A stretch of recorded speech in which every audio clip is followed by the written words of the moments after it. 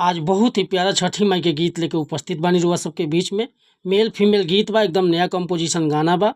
बस एक नया म्यूजिक बनवा के भैया बढ़िया ढंग से गायकी कर देता नी तो गाना 100% छठ में बच जाए भैया।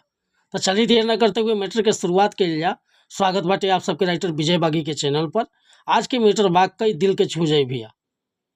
वीडियो स्टार्ट कर से पहले भैया बतावल चाहो कि रुआ अगर नया सिंगर बानी और सिंगिंग में इंटरेस्ट बा, अच्छा मैटर के तलाश में भटकता नहीं, सही ढंग के गीत नहीं खे मिलत, बढ़िया तुकबंदी नहीं खे मिलत, चाहे मन पसंद के मीटर नहीं खे मिलत, भैया अगर हमारा चैनल पर आ गए बानी तो एकदम निश्चिंत रही, निराश भैया की जरूरत नहीं खे।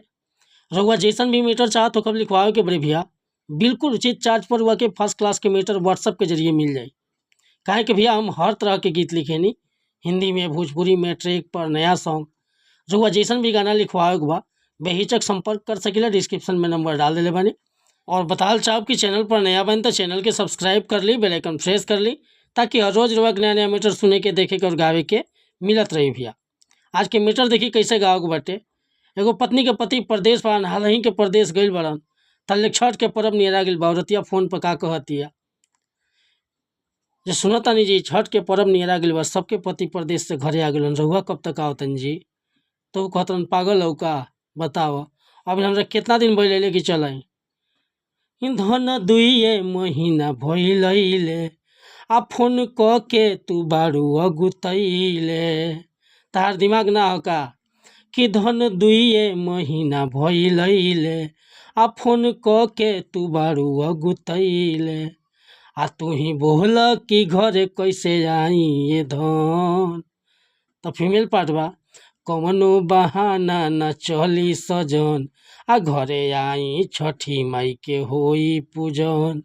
कवनो बहाना न चली सजन आ घरे आई छठी माई के होई पूजन। धन 2 महीना भइले फोन क के तू बारू अगुतैले। आ तू ही बोल कि घरे कैसे आई ये धन, कि कवनो बहाना न चली सजन आ घरे आई छठी माई के होई पूजन।